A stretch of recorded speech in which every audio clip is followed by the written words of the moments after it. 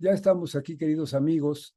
Estamos en espera, en unos minutitos más se va a conectar nuestra querida amiga, admirada amiga Montserrat Mondaca. Nos comentaba que ha tenido un poquito de problemas de transportación y les platicaba yo a ustedes al principio de nuestra emisión que el clima se ha puesto difícil. Ha habido algunas caídas de árboles, se han llevado postes y cables y esto ya saben ustedes que en la Ciudad de México, por angas o mangas, el tráfico se complica y entonces todos andamos a las carreras.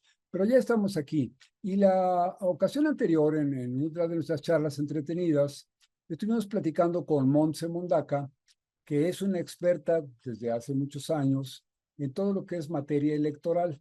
Ella, aparte de que participa muy activamente y muy profesionalmente en toda la labor de los partidos políticos, pues además es una experta conocedora, muy estudiosa de todo lo que es la ley electoral, de todo el ambiente técnico que rodea a las elecciones. Y parece mentira, parece como muy sencillo. Nosotros nos presentamos el día de las elecciones, pues con nuestra credencial y el dedito listo para recibir la tinta, hacemos nuestra elección, depositamos nuestros votos en las urnas y pues digamos que terminamos, nos vamos a casa a esperar los resultados. Y después ya ven ustedes todo lo que ocurre. Después de la elección, todas las impugnaciones, los pleitos, los líos que se producen, en algunas ocasiones con razón, en otras sin razón, pero pues el hecho es parte de lo que, como dice el presidente Andrés Manuel López Obrador, es materia de la democracia. La democracia en eso consiste, en que cada uno de nosotros exprese su opinión de una manera libre y espontánea. Entonces esto hace que todo lo que ocurre alrededor del sistema electoral pues nos ataña de una manera muy importante. Ahora, una vez que ha pasado la jornada electoral, pues viene lo importante que es entregar el futuro de la nación, el futuro de la sociedad, las relaciones mundiales, etcétera, en el grupo gobernante. Y pues hemos tenido una historia muy de altos y bajos a través de muchos años. En otras ocasiones, en las charlas entretenidas con algunos otros de nuestros invitados, hemos platicado, quizá ustedes lo recuerden, situándonos más o menos en principios o mediados del siglo XIX. Entonces, en esa época, con la conjura de Querétaro, la corregidora de Querétaro, Miguel Hidalgo, Vicente Guerrero, etcétera, pues se inicia el movimiento independentista. Esto, desde luego, pues es provocado por lo que ocurría en ese tiempo en Europa. La invasión, ustedes recuerdan la invasión de Francia a España, y entonces la destitución del monarca español y la toma del poder de la monarquía francesa. Esto hizo, pues obviamente, un terrible rejuego político en aquella zona. Algunos españoles estaban contentos con el nuevo destino francés y otros definitivamente no lo aceptaban. Entonces, esta lucha entre lo que se llamaban borbonistas por la Casa de Borbón en España y los bonapartistas por la Casa de Napoleón Bonaparte en Francia, produjo toda la revolución aquella de la que surgieron las famosas Cortes de Cádiz, una especie como de reuniones constitucionales en donde se discutía el futuro de España. Y finalmente, pues lograron imponer a, a la Casa de Borbón, es decir, quedarse con la naturaleza española y de alguna manera expulsar a la monarquía invasora que eran los franceses. Todo esto ocurrió allá en España en 1812, 1813. Pero aquí, como había influenciado a la situación de la Nueva España, aquí se sentía pues, los coletazos de aquel movimiento político. Aquí en nuestro territorio, que era la colonia, la Nueva España, había algunas personas que decían, estamos muy satisfechos con que el reino, en lugar de que sea español, nosotros seamos una colonia francesa. Pero otros, siguiendo más o menos el movimiento de España, decían, no, nosotros queremos seguir siendo de monarquía española, dependientes de la monarquía española. Y en esas circunstancias se fueron transcurriendo los años. Finalmente, pues, la historia que ustedes ya conocen, el grito de independencia de Miguel Hidalgo y su muerte unos pocos meses después, menos de un año después de que había iniciado la guerra de independencia. Miguel Hidalgo regresa de aquí, llegó aquí a lo que le llamaban las goteras de la Ciudad de México, es decir, a la Marquesa, el puerto de las Cruces, ahí donde están las truchas. Hasta ahí llegó con su ejército. Y a punto, ya decían en aquella época, a tiro de piedra de la Ciudad de México, por razones no muy claras, él decide regresarse. Y entonces, en lugar de tomar la capital de la Nueva España, pues regresa rumbo al norte, con tan mala suerte que lo capturan, lo asesinan, le cortan la cabeza y su cabeza es exhibida durante 10 años en la Alhóndiga de Granaditas, en Guanajuato. Total que aparentemente ahí abortó todo ese movimiento independentista, pero no ocurrió así. Muertos los caudillos, de todos modos, el movimiento ya estaba encendido y la gente continuó. Finalmente, 11 años y 11 días después del grito de Miguel Hidalgo, se logra la unificación de los dos ejércitos, el ejército realista por un lado y el ejército independentista por el otro.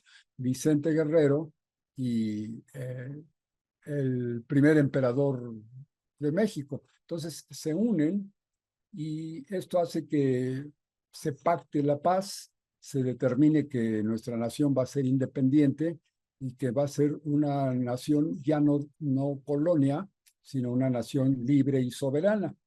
Y ahí inicia con la entrada de lo que se llamó el Ejército Trigarante a la Ciudad de México, eh,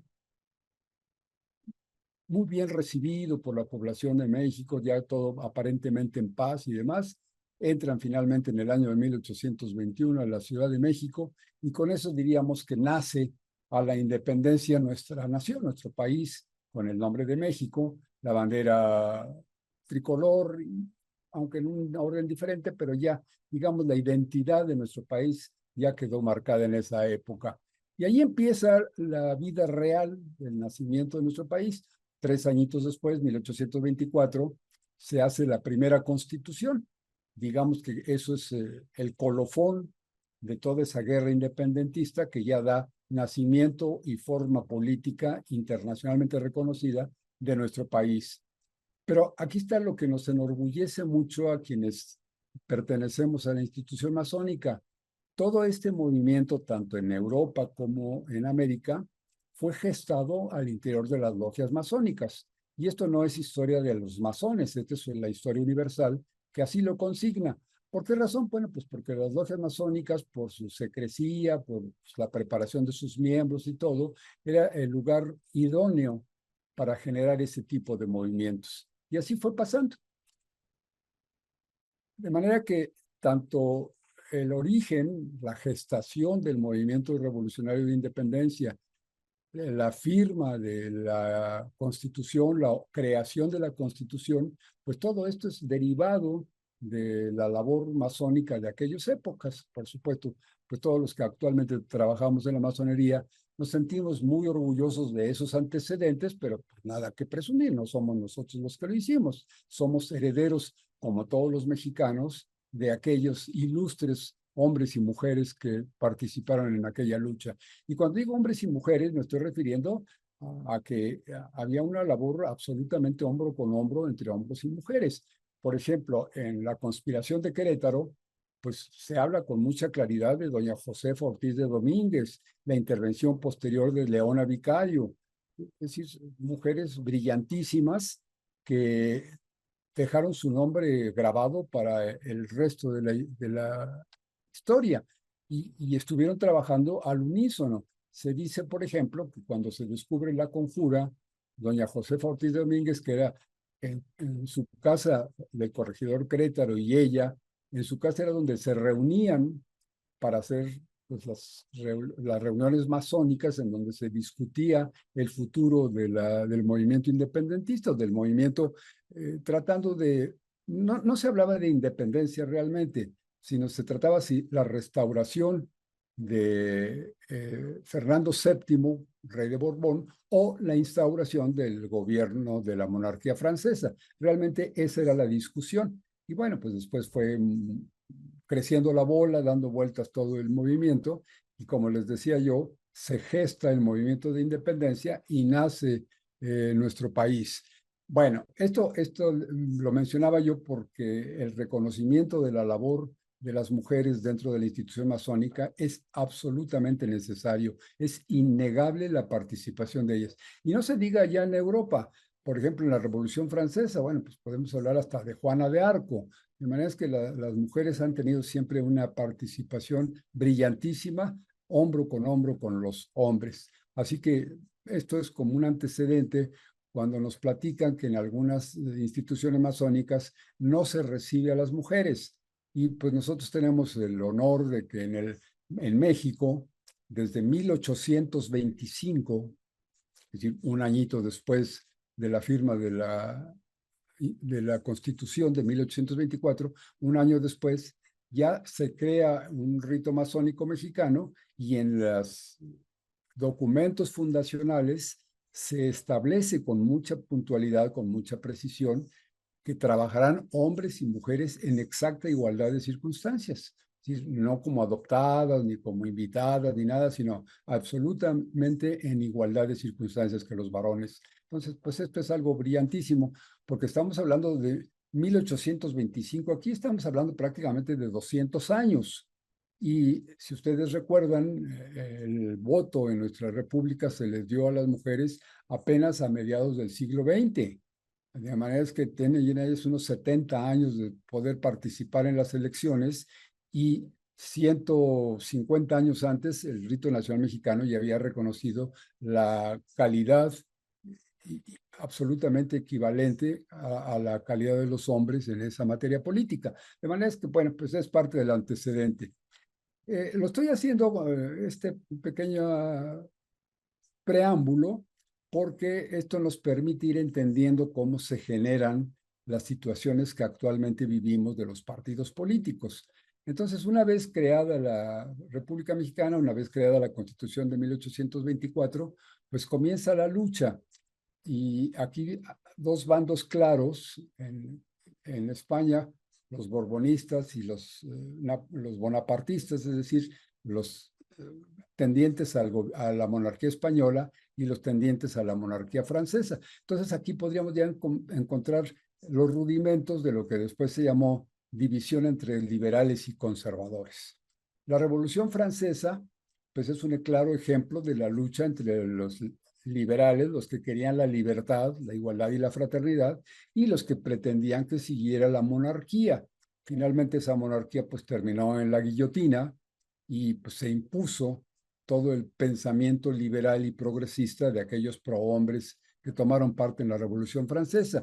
Y sus ideas, pues, fueron siendo un verdadero semillero de ideas para el resto del mundo, especialmente para los nacientes países de América. Y aquí también esas ideas progresistas, libertadoras, antiesclavistas, fueron germinando y fueron siendo el origen de todos nuestros países. En México, precisamente, hay esa división muy notable, estoy hablando del siglo XIX, más o menos el primer tercio del siglo XIX, entre liberales y conservadores. Los liberales querían darle absoluta vida a un nuevo país libre y soberano, absolutamente independiente de las demás naciones del mundo. Y los conservadores decían, no, pues estamos mejor como vasallos de la monarquía española, deberíamos de seguir siendo una colonia o bien tener un virreinato o un reino nuevo, pero con sistema español. Entonces se decía, pues que aquí haya también un monarca. Y esto fue lo que ocurrió con el primer imperio. Imagínense ustedes, se hace la guerra de independencia, se firman los tratados del famoso ejército trigarante o ejército de las tres garantías y entran a la Ciudad de México. Y bueno, pues ya se dice, se acabó la colonia, ya nació un nuevo país, pero nada, que al poquito tiempo con la labor de la iglesia y con toda el apoyo de los movimientos conservadores, entonces surge el primer imperio mexicano y pues luchar por una independencia para finalmente tener un emperador, imagínense ustedes. Afortunadamente ese primer imperio pues duró muy poquito y se impuso la razón, el pensamiento apoyado por Vicente Guerrero y todo ese grupo de personajes, pues se impusieron. Y entonces, tanto Nicolás Bravo como otros pensadores que eran, digamos, el movimiento conservador, pues vieron perder su influencia. Y más o menos por ahí va llegando hasta que llegamos a mediados del siglo XIX y ya la lucha se ve clarísima con la irrupción de un grupo extraordinariamente brillante, de los liberales del siglo XIX, que forman toda aquella base ideológica que da lugar al gobierno del presidente Benito Juárez. Y Benito Juárez, bueno, pues se cubre de gloria, no se la podemos regatear, un gran personaje, un hombre muy valioso. Nuestro presidente actual dice que Benito Juárez ha sido el mejor presidente de la República que hemos podido encontrar. No entraríamos en esa discusión, pero lo que sí les puedo hacer notar es que Benito Juárez era, digamos que la punta del iceberg. No sé si el término es bien empleado, pero si hablamos como que estuviera una pirámide de gobierno, entonces la cima, el ápice de esa pirámide, está ocupada por el licenciado Benito Juárez, pero debajo de él, sosteniendo toda su ideología, sosteniendo todo el movimiento, haciendo una gran labor dentro del país, está ese grupo de liberales. De manera es que no podríamos de ninguna manera concebir que la pura actividad personal de un solo hombre como Benito Juárez, así sea tan valioso como lo fue, pues podría haberse impuesto a todo el movimiento conservador y en contra de la monarquía española y de los ataques de las monarquías europeas como la de Francia y la de Inglaterra. Hubiera sido muy difícil. Y además teniendo aquí de vecinos a otro, pues prácticamente casi un imperio, que era lo de los Estados Unidos. Entonces, allí trabajando como una república, un país democrático, pero con todos los afanes expansionistas, intervencionistas que hasta la fecha son modelo en Estados Unidos. Entonces, con todas estas dificultades en su labor, pues no podría haberlo hecho un hombre solo, sino ha sido sostenido absolutamente por esa estructura. Y esa estructura era la de los liberales que se formaban al interior de las logias masónicas. De manera que ese es el movimiento que a nosotros nos tiene muy orgullosos y es de lo que estamos tratando de platicar. Por eso la invitación que hicimos a nuestra querida amiga Montserrat Mondaca era aprovechando su experiencia para platicar de estas cosas. Pero ella todavía ha tenido un poquito de problemas. Entonces yo quisiera aprovechar, amigos, para platicar con ustedes, los que nos están acompañando ahorita por Facebook. Les voy a leer algunos de los mensajes. Miren, Emanuel Benito Cos. Emanuel Benito, qué gusto. Emanuel Benito es un hermano masón y un abogado brillante, además muy buen amigo. Dice, muy buenas noches, gracias por la ventana que comparten y feliz fin de semana. Pues sí, Emanuel, pues ¿qué te puedo decir? Tú conoces perfectamente esto, que en algunos lugares se dice que la masonería debe ser secreta y oculta y estar cubierto de todas las indiscreciones profanas, le llamamos a las personas que no están iniciadas en la masonería. Pero nosotros, pues, pertenecemos a una nueva generación de masones que tenemos la idea de que ya no es tiempo de estar escondidos en nuestros cuartos oscuros, ya no es tiempo de estar en nuestras torres de marfil, sino que es momento de que se abran las puertas y con toda la discreción que los movimientos y nuestras liturgias nos exigen, pero sí que participemos lo más ampliamente posible en el seno de la sociedad y además permitir que la sociedad nos conozca y si si en alguna vez o en alguna forma podemos establecer comunicación y unir nuestros esfuerzos, pues qué mejor que todo sea por el bien de nuestra patria. Entonces, esta es la idea, Emanuel, y tú la conoces bien. Miren, está también Tlacaele Lome con nosotros. Dice Tlacaele, oye, de Tlacaele Lome, te agradezco mucho, Felipe. Dice, de hecho, Juárez solo fue la punta del iceberg, pues detrás de él existió un enorme grupo de intelectuales y políticos bastante brillantes. ¿Verdad que sí, Felipe? Es lo que comentaba yo, que no lo podríamos entender de otra manera. Imagínense ustedes las presiones que el gobierno de Juárez tuvo. Bueno, a grado tal que tuvo que montarse en su carreta e irse al norte de la República, salir del país, pero diciendo yo soy el presidente y no voy a abandonar la presidencia.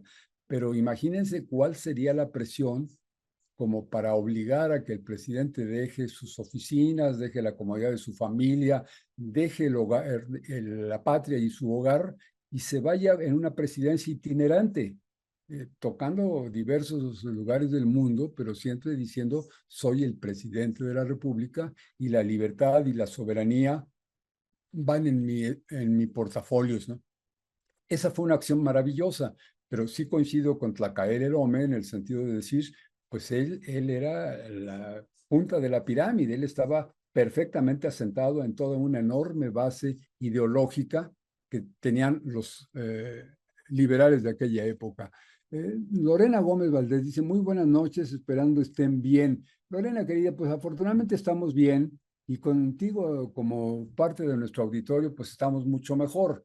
Ya nos tienes acostumbrados, Lorena, a que tus comentarios son muy interesantes. Entonces, ojalá participes con nosotros de esta charla y estamos dando un poquito de tiempo a ver si mientras logra desembarazarse del tráfico nuestra querida hermana y amiga Montserrat Mondaca y seguimos con la charla. Pero hasta ahorita llegamos al punto, mediados del siglo XIX, con Benito Juárez en la presidencia. Y bueno, pues está la lucha terrible que estuvo a punto de costarle la vida. Ha habido frases extraordinarias como ese cuando unos soldados lo iban a asesinar a balazos, pues surge en su defensa uno de los liberales más brillantes de aquella época y logra con su verbo, con sus palabras, sin violencia, sin acciones, logra detener, impedir el asesinato de, diciendo a los soldados que iban a matar a Juárez, decirle, los valientes no asesinan. Y bueno, logra conmover a la tropa y prácticamente le salva la vida a Benito Juárez de una manera brillantísima. Vean ustedes cómo la parte intelectual en aquella época pues se cubrió de gloria en muchos aspectos. Estas son simples anécdotas, pero tenemos que irlas mencionando. Como, por ejemplo, cuando les hablaba yo del primer imperio, ustedes recuerdan que el famoso abrazo de Acatempan fue hecho entre Vicente Guerrero e Iturbide. Vicente Guerrero por la parte liberal, Iturbide por la parte conservadora del ejército realista, y finalmente firman la paz, se abrazan y dicen vamos a entrar juntos a la Ciudad de México, y así lo hacen. Aquí hay antecedentes, pues ya para esta época ya había mucha comunicación y hasta la fecha hay documentos muy claros de cómo entran por la calle Madero, lo que ahora es la Avenida Madero, en aquella época se llamaba Plateros, pero lo que ahora es la Avenida Madero, que viene de la Alameda Central hacia el Zócalo, pues por ahí vienen entrando y una recepción de toda la población de la Ciudad de México pues, brillante, con mucha alegría, con música, con aplausos y todo, y son recibidos por el alto clero. Entonces, hasta ahí vamos pensando en que se logró esa armonía entre liberales y conservadores y que van a construir un nuevo país. Pero les comentaba yo hace un momentito, ¿cuál sería la sorpresa? Que Agustín de Iturbide decide hacerse emperador. Y entonces, pues a mis ojos, no sé ustedes qué opinan, pero eso es, pues, es como voltear la tortilla del otro lado. En lugar de ser una república libertaria, una república liberal, una república soberana, pues se convierte en un imperio. Y con todo el boato de los emperadores, sus trajes y toda la elegancia de un imperio, obviamente pues no se sostiene y en unos pocos meses, menos de un año, este imperio cae y resurge el movimiento como se había planeado originalmente. Total que llegamos a los años mediados del siglo XIX, ya con todo el movimiento de la reforma, de Benito Juárez, que entre otras cosas, algo de lo muy brillante de ese momento de la Reforma es la separación entre la Iglesia y el Estado. No la destrucción de la Iglesia, es decir, no el combate, ni la satanización, ni el fusilamiento de sacerdotes, ni nada, sino simplemente la separación. A Dios lo que es de Dios y al César lo que es del César. Entonces, él determina, mediante las leyes de reforma, una división clara entre lo que es el poder religioso, que en aquella época era absoluto, omnímoda, no había otro, y el poder político. Entonces, hacen la división. Y eso fue brillantísimo. Insisto mucho, aunque ya parezca necedad, pero insisto mucho en que todo ese movimiento, toda esa presión contra la sociedad religiosa, que pues era la gran, absoluta mayoría de los mexicanos eran fervientes adoradores de la Iglesia Católica, y el poder económico y político del clero, pues estaban en contra de Benito Juárez. Hasta la fecha, recuerdan ustedes hace poquito tiempo, con la famosa entrada de los libros de texto gratuitos, recuerdan ustedes esa campaña negra que hizo Televisión Azteca con el señor ¿cómo se llama ese gritón? A la torre, o uno que grita esta noche en hechos, ese comenzar a decir, imagínense ustedes, en el año 2024, ya el primer cuarto del siglo XXI, todavía queriendo asustar a la población con que el gobierno está queriendo inocular el virus del comunismo mediante los libros de texto. Bueno, esto en este momento, imagínense ustedes hace 200 años, otra cosa, otro mundo. Bueno, entonces estamos hablando de esto, y esa lucha entre liberales y conservadores fue siendo muy clara, muy notable, sobre todo con los gobiernos, por ejemplo, de Su Alteza Serenísima y todos estos cambios que había durante ese siglo XIX, que fue un siglo riquísimo desde el punto de vista de la historia política. Pero bueno, mire, ya está llegando con nosotros mi querida Monse. Monse, querida, qué gusto que ya estás llegando. Todavía creo que no tiene su audio abierto, pero ya estás aquí. Me da mucho gusto. Estamos empezando a platicar con los amigos, Monse. ¿Ya me estás escuchando? Rafa, muchas gracias. Una disculpa para ti, para todo tu auditorio, que veníamos aquí en carretera y la verdad es que no todo México es territorio de las antenas celulares, afortunadamente.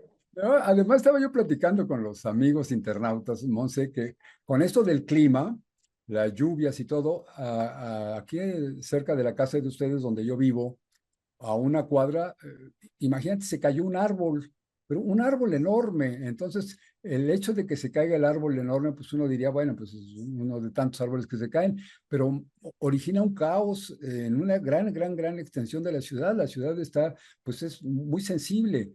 Se caiga un poste, se cae un cablecito, se revienta algo y los daños son enormes. Entonces estábamos pensando justamente que tú estabas autorada en el tráfico con dificultades de señal de internet y demás. Y bueno, por cariño a los amigos y atención a los amigos internautas, Monse, me atreví a empezar a platicar con ellos. Pero desde luego, pues tú eres aquí la figura importante. Y entonces te voy a poner en antecedentes. Yo creo que tú no estuviste escuchando, pero está con nosotros Tlacael Elome. Bueno, empezó, primero llegó con nosotros, te voy a leer, Emanuel Benito, después estuvo Gina Cabrera, dice, saludos fraternales, queridos hermanos y amigos, excelente noche. Pues a Gina le mandamos un abrazo y muchos besos. Después estuvo Ruth Marinero, querido Rafa, Monse está en carretera y se quedó sin señal. En un momento se conecta. Pues, mi querida Ruth, apenas estoy leyendo tu mensaje, pero ya sabíamos, conocemos a Monse, sabemos de su profesionalismo, de su compromiso con la sociedad, etcétera. Sabíamos que algo estaba ocurriendo difícil, sobre todo que se conectó un momentito, apareciste así de momentáneamente en imagen, Monse, y después se cortó la señal y pues decíamos, ¿qué hacemos con nuestros amigos internautas? De modo de decirles, pues espérense hasta mañana, ¿no? Entonces empezamos a platicar. Bueno, está también Agustín Baraja, saludos fraternos, mis queridos hermanos. Agustín, qué bueno que estás aquí con nosotros. Te mando un abrazo. Y Tlacael Elome, estábamos hablando de Benito Juárez. Tlacael Elome dice, coincide conmigo, en que Benito Juárez, la gran figura del siglo XIX, la gran figura política, pues era la punta del iceberg, y el iceberg era una enorme multitud de pensadores brillantísimos. No he querido dar nombres porque precisamente estaba yo esperando tu colaboración y tu presencia, Monse, pero hablaba yo de esa gran playa de pensadores, y les mencionaba yo a nuestros amigos internautas esa anécdota de cuando los conservadores iban a matar, a asesinar a balazos a Benito Juárez. Pues un liberal extraordinario, un personaje interesantísimo, logró detener el crimen, pero no a golpes ni a balazos como se ve ahora en las películas y en las series de televisión, los héroes que ya sabes que acaban con todas las balas de enfrente, sino que con las palabras. Dijo, los valientes no asesinan. Y con esa frase simplemente logró evitar el asesinato de Benito Juárez. Total, que este era el paquete que estábamos hablando de ideólogos, el gran grupo de liberales que tenía a Benito Juárez en la cabeza. Y de eso estaba hablando Tlacael Nome. Y también estaba Lorena Gómez con nosotros, que Lorena siempre nos da sus opiniones muy interesantes. Está con nosotros también Carmen Ruiz, maestra, querido, qué bueno que nos acompañas. La Revolución Francesa, como la Revolución en México, la origina la extrema pobreza, la desigualdad y el sometimiento que ejercía el clero. Saludos, ingeniero. Carmelita, pues muchas gracias. Me dice ingeniero Carmelita, y fíjense ustedes, Monse, amigos, en un plan de broma, entre los arquitectos y los ingenieros había, sobre todo antiguamente, una confusión de labores. Decían, bueno, ¿cuál es la diferencia entre un ingeniero y un arquitecto? Ambos construyen. Y entonces ya sabes lo que son los gremios. Los arquitectos decíamos, mira, hacemos lo mismo, pero nos bañamos diario.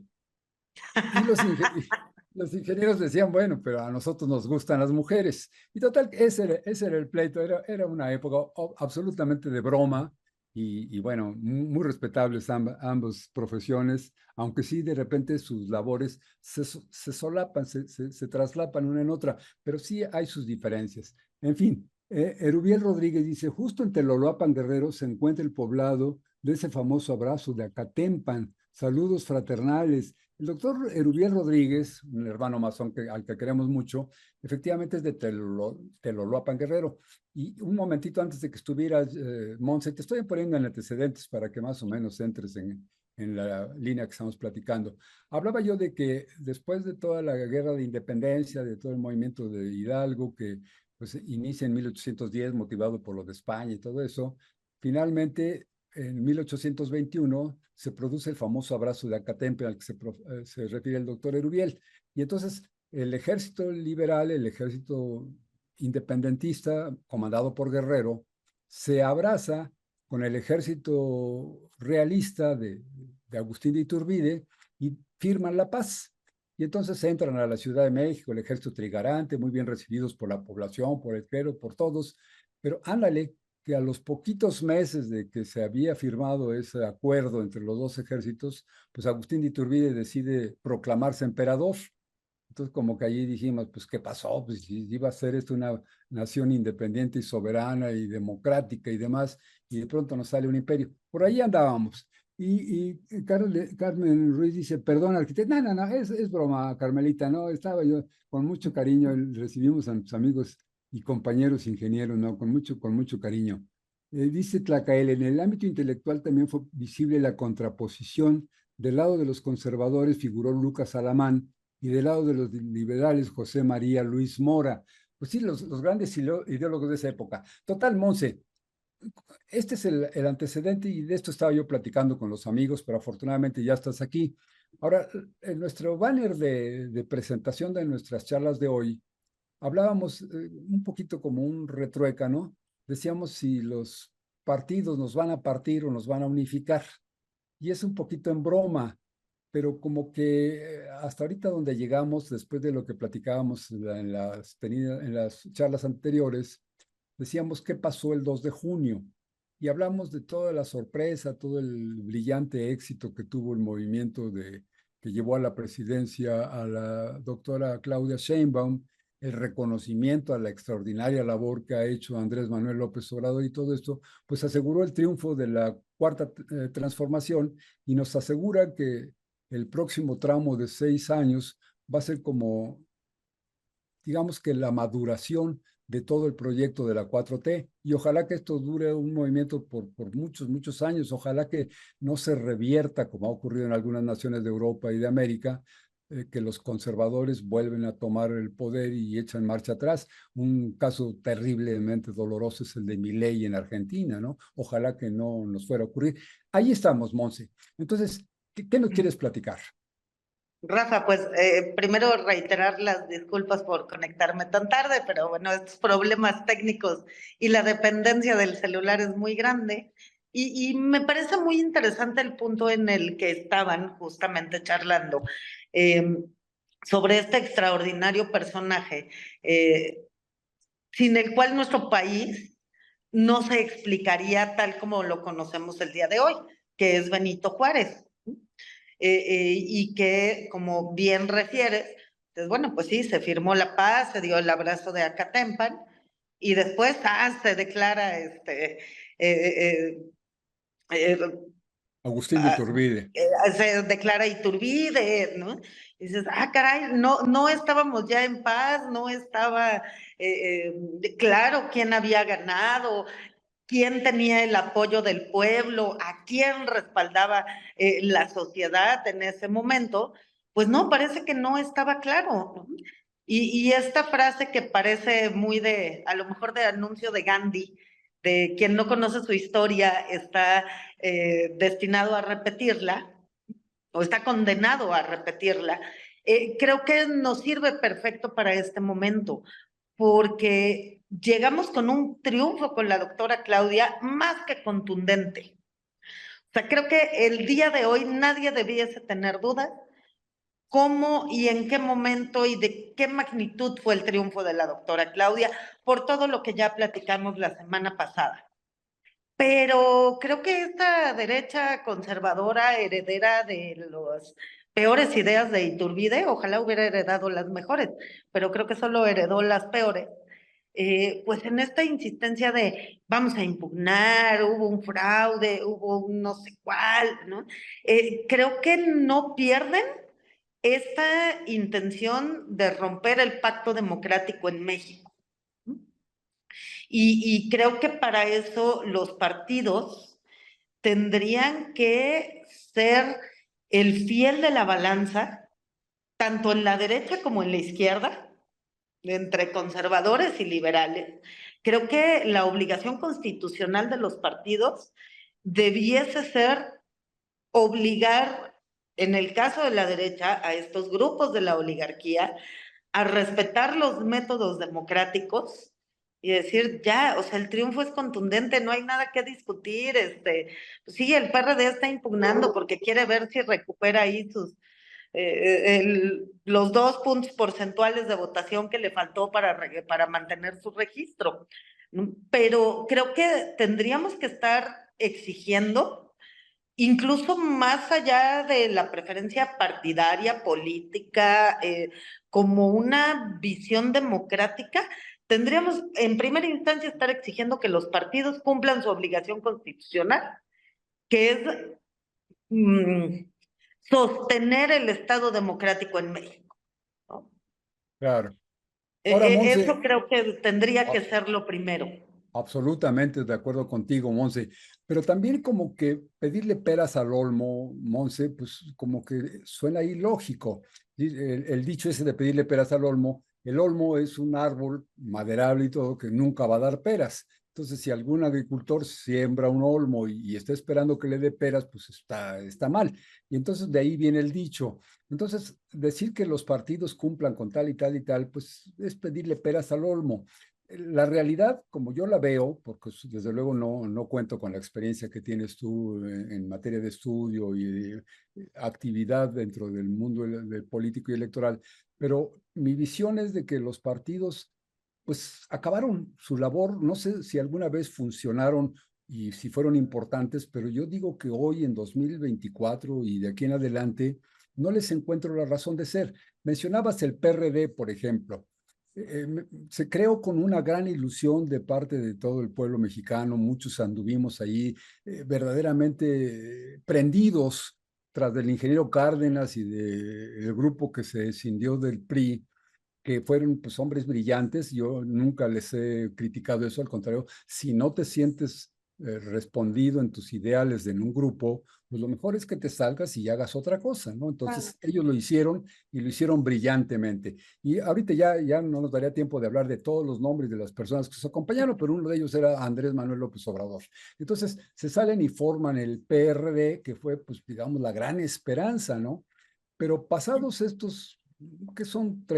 40 años, no sé, del PRD. Ah, poco menos de 40, 35 Cinco, años. 35 años. Bueno, Ujú. se forma el PRD e imagínate ver los que formaron al PRD, verlo votando en unión del PAN, No, como que bueno. es algo así como monstruoso, ¿no? Como hablando de los arquetipos, la religión y eso, imagínate al arcángel Miguel yéndose de cuates con el diablo, ¿no?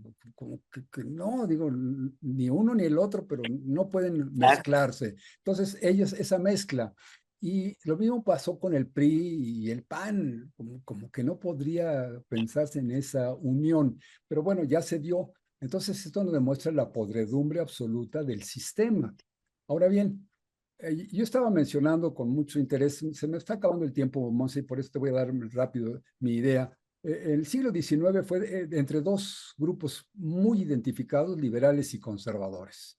Y Benito Juárez dentro de los liberales, Porfirio Díaz dentro de los conservadores, y así seguimos. Llegamos al siglo XX y sigue también la lucha que da lugar a la Revolución Mexicana y demás, y después como que hay no sé si un aplanamiento de la ideología, como que genialmente inventan el Partido Revolución Institucional y la lucha se da adentro del partido, ya no sale a la sociedad.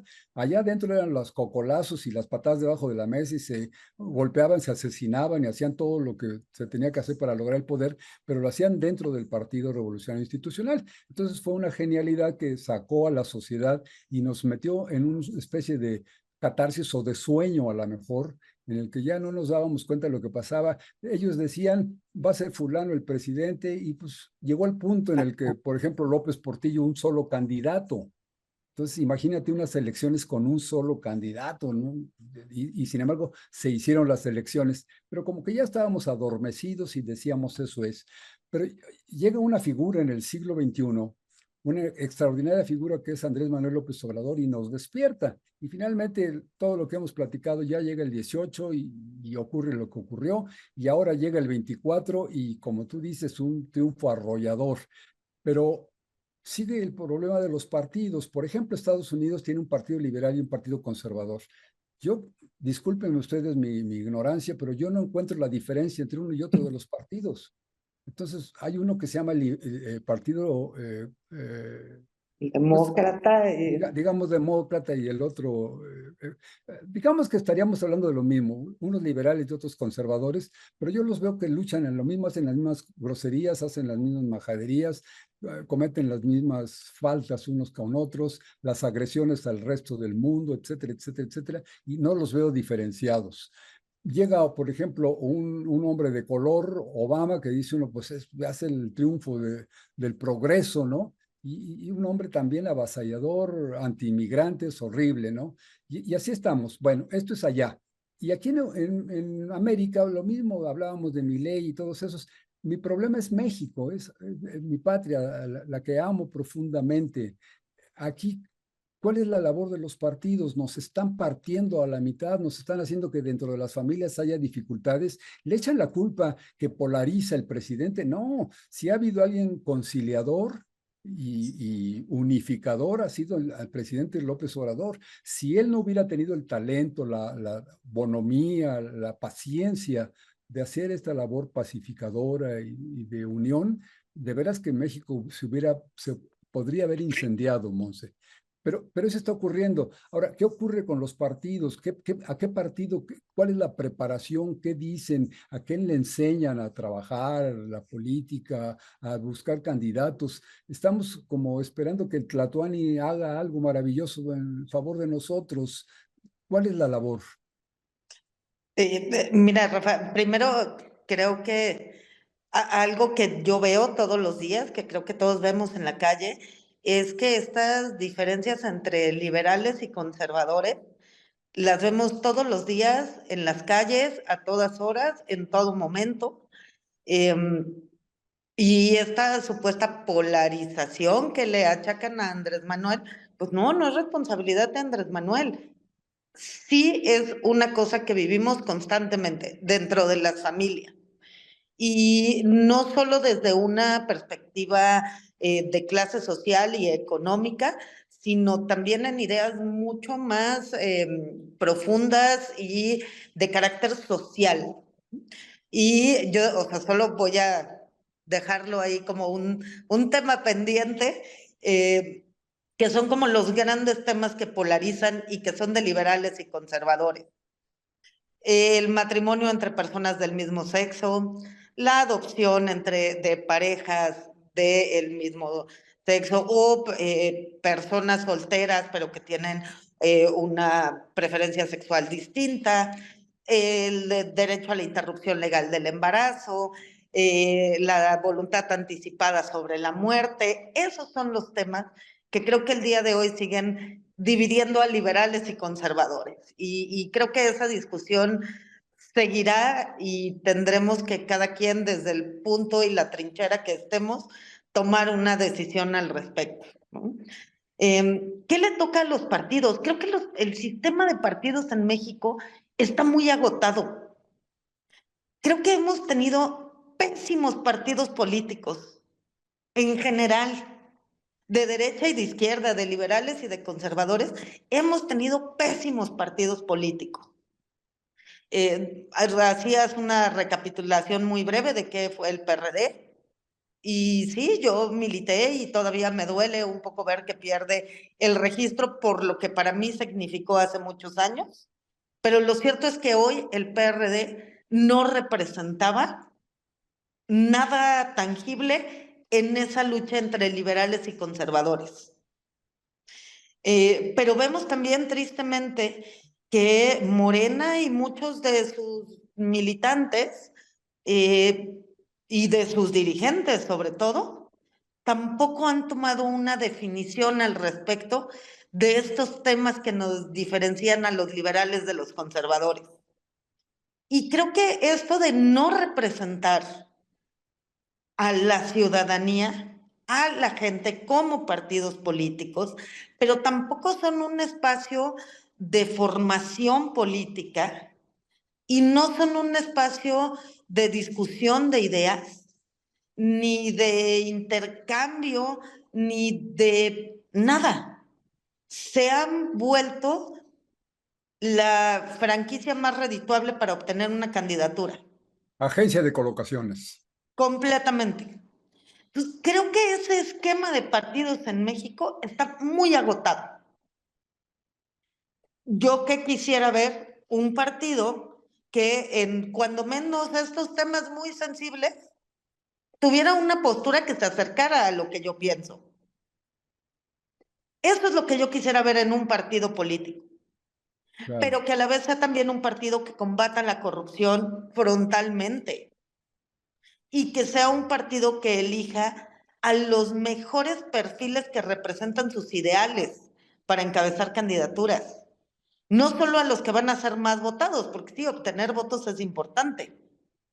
Pero yo no quiero a Lili Telles representándome en la Cámara de Senadores otra vez, porque no Claro. representa mis ideales. Entonces, creo que ese sistema de partidos, y esto que te cuento pasa en todos los partidos, no hay diferencia en ninguno. Creo que lo que está agotado es el sistema de partidos.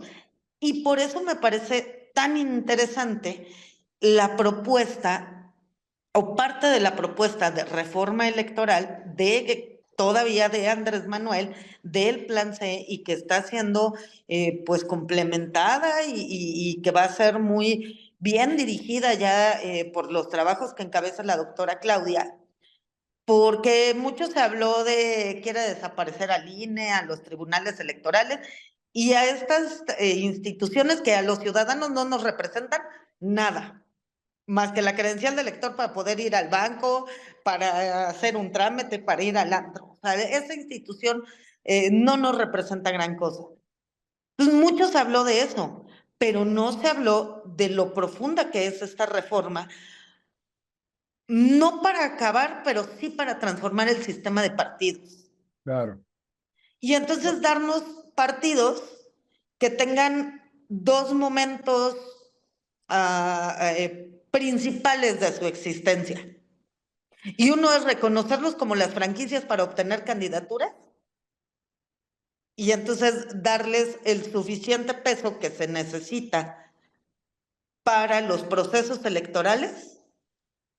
Y el otro momento que van a tener en esta reforma electoral es que sirvan como una escuela de cuadros políticos permanente. Claro. Ahora, Monse, a mí me gustaría mucho incluir dentro de las tareas que deben desarrollar los partidos. A lo mejor estoy hablando de una barbaridad, pero te lo pongo a consideración y a consideración de nuestros amigos internautas. Debería de ser como el formador no solo del pueblo que vamos a votar el día de las elecciones, sino debería de ser un corset que metiera en orden al gobierno. Es decir, Claro. si yo imagino la idea de un partido, vamos a pensar que sea el partido conservador. No quiero partidizar en este momento. Vamos a pensar que el partido conservador es el que logra el gobierno. Pues oye, ese partido debe exigirle al gobierno que colocó que actúe en función de sus ideales, Por porque si no es supuesto. una traición. Si los conservadores votaron y lograron la elección y lograron encaramar en el poder, y esto sería una gran desgracia en mi opinión, pero bueno, estoy hablándolo hipotéticamente, si lograron encaramar en el poder a Milei, pues oye, su partido debe decirle, sí, Milei, vas muy bien y así debes hacerlo. Y nada de lo que tú mencionabas hace rato, nada de bodas entre el mismo sexo, ni nada de adopción de niños, nada de eso, no. Somos Claro. absolutamente conservadores y no nos vas a mover un lado, pero debe ser el freno. Y en el sentido contrario, si un partido liberal logra colocar en el gobierno, como ha ocurrido afortunadamente en México, a un movimiento liberal y progresista, pues el partido debe ser como una especie de guía. No quiero decir que tenga una intervención dentro del gobierno, pero debe ser una guía ideológica que vaya marcando los puntos, que vaya diciendo esto, no estar esperando a ver qué me manda el presidente para obedecerlo y votar en favor. Yo creo que las iniciativas de ley deben salir de los grupos con esa ideología. Y aquí es en donde yo siempre, y aquí, bueno, entro un poquito en indisciplina para la masonería, pero yo siempre he sostenido que la masonería ha perdido también el rumbo, Monse, porque todo el siglo XIX fue la masonería la que marcó el punto, la línea de acción, tanto de liberales como de conservadores. Hay masonería liberal y hay masonería conservadora, pero era dentro de las logias donde se discutía filosóficamente el futuro de los movimientos. Y ahora lo hemos dejado, nos han dicho, ustedes los masones dedíquense a tejer macramé y a intercambiar recetas de pastelitos y ustedes tranquilos, pónganse a ver si la luna se va a alinear con Marte y con Júpiter y esa es su chamba, ¿no? Pero toda la ideología, toda la filosofía que se debe discutir al interior de las logias se ha abandonado por la gran mayoría de los masones, aunque habemos un grupo que estamos trabajando constantemente en esto. Yo creo que nosotros podríamos de alguna manera, como sociedad civil, no estoy hablando de organizarnos políticamente ni conseguir canonjías ni de ninguna manera proponer posiciones políticas ni nada, sino ser una fuente, haz de cuenta como ocurre en una facultad de filosofía en la universidad, que sea una fuente de ideologías y que estas ideologías fueran las que marcaran la pauta. Por supuesto, al escrutinio público, ¿no? Este movimiento progresista piensa que tal y tal y tal cosa se debe hacer y ponerlo a discusión de la sociedad. ¿Cómo verías tú que hubiera, no solo de la masonería, sino de muchos otros grupos sociales, comenzaran a moverse? Por ejemplo, ahora con la reforma judicial que se propone, pues para eso están todos los colegios de abogados y las facultades y las barras de abogados que funcionaran. Decía yo hace 8 días, es terrible que los programas radiofónicos y de televisión estén en manos de los vulgares que los están manejando. ¿Qué pasa con los sindicatos, por ejemplo, las organizaciones, las uniones de locutores y de todos ellos que podrían llamar a cuentas a sus miembros y decirles, oye, te estás pasando, como que el comunismo, el virus del comunismo en los libros de texto, ¿no? Aunque te lo ordene tu jefe, pues por ética no lo digas, ¿no? ¿Cómo verías un movimiento así, Monse? Déjame saludar nada más a Tlacaele, hombre, que nos estaba mandando un mensajito. Dice, siendo autocríticos, había que hacer la misma consideración con la coalición que hizo Morena, con el Partido Verde. Es quizá otra de las aberraciones de las coaliciones. Pues sí, es un poco de lo que decía Monse, como que estamos, pues ¿para qué nos unimos? Imagínate que el América se une con el Cruz Azul, ¿no? No va. Lorena Gómez Valdés, los partidos son grupos políticos que tienen un fin determinado, un interés que puede ser económico y o social, y se supone que deben representar a la población, pero cuando la última ay Dios, ya me perdí un poquito, déjame ver. Y se supone que deben representar a la población, pero cuando esta última no se ve beneficiada, niegan cualquier participación política. Dichos grupos políticos pretenden establecer principios como la democracia, la libertad, la dignidad, bienestar, etcétera, principios que la población en general desea. Sin embargo, las políticas económicas globales capitalistas determinan la ayuda de esos partidos. Pues sí, esto ya es a nivel global inclusive. Erubiel Rodríguez dice, el PRD perdió su esencia, sus principios, sus ideales revolucionarios y se convirtió en un partido de derecha la que tanto ha afectado a México y con los cuales peleó por un México mejor. Es una tristeza cómo muere el PRD. Pues sí, no murió con gloria. Carmelita Ruiz, estoy de acuerdo, duele lo que le sucede al PRD, ya que en su momento tuvo el poder dado por el pueblo, como ahora lo tiene Morena. Sí, tienes razón, creo que es una herencia muy importante. Lorena, la importancia del periodo juarista es la construcción del Estado-nación mexicano, el sacudirse de gobiernos extranjeros y colonialistas. En el caso de la elección de este 2 de julio, es que la continuidad de la 4T fue impulsada por el trabajo de Andrés Manuel, junto con el apoyo del pueblo. Se trata de salir de un modelo económico neoliberal que hizo un daño profundo a la sociedad mexicana proponiendo una economía moral.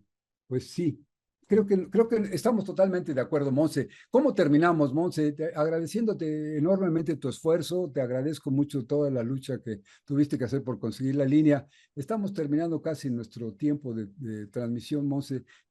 ¿Cómo sacamos? ¿Qué pasa con los partidos? ¿Hay futuro? ¿Debemos buscar nuevas soluciones? ¿Los partidos nada más nos parten? ¿Qué está pasando? Yo creo que hay que transformar a los partidos en una herramienta que sea realmente útil para las condiciones y las características de nuestro país. Y retomando un poco lo que tú planteabas de los masones y muchos más grupos sociales, tú sabes que yo soy una absoluta ignorante en el tema, pero que he aprendido muchísimo de ti y de todos los queridos hermanos masones, y yo te diría que me encantaría verlos discutiendo, haciendo propuestas, definiendo la agenda política y la línea política que debe seguir nuestro país desde una visión liberal de construcción, y además con todas las bases y todas las herramientas que ustedes tienen. Que lo cierto es que no todos los ciudadanos y habitantes de nuestro país lo tenemos ni tenemos acceso a ello. A mí me encantaría verlos así. Me sentiría en un país muy seguro, muy firme y en una... sentiría que la cuarta transformación y estos cimientos de una nación mucho más igualitaria, que se preocupa por el bienestar, por la estabilidad económica, por el desarrollo de las personas, sentiría que va a durar 500 o más años porque se estarían sentando las bases sobre una institución y sobre el conocimiento de una institución milenaria, creo, ¿no? Entonces yo les diría, sí, por favor, ayúdennos a pensar cómo queremos el país, pero además ayúdennos a construirlo. Monse preciosa, en mi pueblo dicen que tu boca sea de santo, que todo lo que dices se realice. Realmente es nuestro país, es nuestra gran familia, es la casa grande donde vivimos todos. Y todavía a mí me angustia, como tú mencionabas hace rato, me angustia encontrar personas con muy poca capacidad económica como yo, con un nivel cultural bajo como el mío, pero que nos sentimos como conservadores, como que defendiendo la empresa y defendiendo el capital, y nos va a quitar López Obrador nuestro dinero. Pues, ¿cuál dinero si ni siquiera lo tenemos? ¿Cuál empresa si yo trabajo y tengo que checar tarjeta temprano, ¿no? En fin, cosas Claro. de esas. Y por el otro lado estoy disfrutando pues mi pensión de viejo, mi pensión de niño, mi pensión de enfermo, en fin, disfrutando toda esta iniciativa del presidente López Obrador hacia el bienestar común, que todavía falta mucho que hacer. Pues hombre, estos No, locutores hombre. que critican que el sistema médico todavía no está como en Dinamarca. Por favor, nos hundes durante 50 años en la peor depauperación y queremos que en 3 o 4 años se corrija todo, ¿no? Esto es, como él dice, es un proceso que tiene que ir avanzando. Creo que lo hemos entendido todos muy bien. Monse hermosa, amigos internautas. Les agradezco mucho su presencia. Creo que es un tema que no podemos agotar, es larguísimo. Vamos a ver, a tratar de organizarnos un poco más. Cuento yo con la experiencia y la capacidad intelectual de Monse, que es maravillosa. Y entonces yo creo que estas charlas podemos prolongarlas un poquito. Vamos a tratar, Monse, como siempre lo hacemos, un poco de barajar los temas. Y entonces metemos otro tipo de opiniones y de temáticas en nuestras charlas entretenidas, pero yo quisiera sí suplicarte, Monse, que nos apoyes en otras sesiones de estas charlas entretenidas y seguir pues como pulverizando un poquito el tema, sacándole más partido y viendo qué opciones hay, porque no podemos dejar solos a los gobernantes. Esto que decía de Benito Juárez, para terminar como colofón, Benito Juárez era la punta de la pirámide, pero estaba en una pirámide muy sólida. Y desafortunadamente, una expresión que la pongo a consideración de ustedes, eh, López Obrador es también la punta de una pirámide, pero al revés. Él está sosteniendo la pirámide hacia arriba. Entonces yo veo la figura geométrica completamente al revés. Él es el hombre solo que ha movido la economía, ha movido las iniciativas, ha estado en contra de todos y él solo es el ideólogo de todo este movimiento, ¿no? Afortunadamente va bien, pero estamos a punto de un nuevo proceso, de una nueva etapa del proceso. Entonces yo creo que aquí se requiere el apoyo de toda la sociedad y no dejar solos a los gobernantes, ¿no? Necesitamos darles el verdadero apoyo cuando se necesita, no el día de las elecciones, Monse.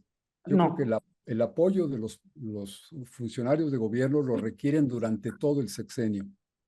Y después se daría nada más el momento brillante que es la elección, pero ya nada más es como la cereza del pastel. Yo lo veo así, Monse. Monse, a ver, Coincido completamente contigo, Rafa. El ejercicio de gobierno es muy duro, la toma de decisiones es complicada y si bien creo que en el gobierno de Andrés Manuel, en los gobiernos que ha tenido la Ciudad de México, se ha tomado los mejores perfiles y hemos tenido grandes gobernantes desde el jefe de departamento o el enlace, por supuesto, hasta los secretarios, y que ese será un muy buen tema para analizar en las próximas semanas, ya que tengamos más nombres de el próximo gabinete de la doctora y de la Ciudad de México. Lo cierto es que por mejores perfiles que tengamos, no saben hacer todo, no sabemos hacer todo. Y aunque se enfoca en que sean personas especializadas en los ramos donde se designan, no pueden solos, no pueden sin el apoyo y el acompañamiento y la asesoría e incluso las observaciones y las críticas y los regaños de quienes también tienen experiencia y saben hacerlo. Monse, Y querida. Sí, sí, no, sí, no sé perdón. si a ti como arquitecto te pase, pero a lo mejor tú puedes llegar y ver una obra y decir, oye, ¿y si le pones 3 tornillitos más acá? Y con los 3 tornillitos más aportas un montón. Lo mismo necesita el gobierno, Claro. que cada quien desde su expertise, aunque sea en sacar copias, ayudemos a este proceso de transformación. Sí, detalles mínimos, Monse. Ahorita que lo mencionas, y ya se me está pasando el tiempo, pero mira, detalles mínimos como lo que ocurre en la ciudad. Decía yo, cifras oficiales, se producen diariamente entre 600 y 700 toneladas de excrementos de perro. Esto estoy hablando de 20, 25 trailers llenos de excrementos de perro. ¿Qué pasa con eso?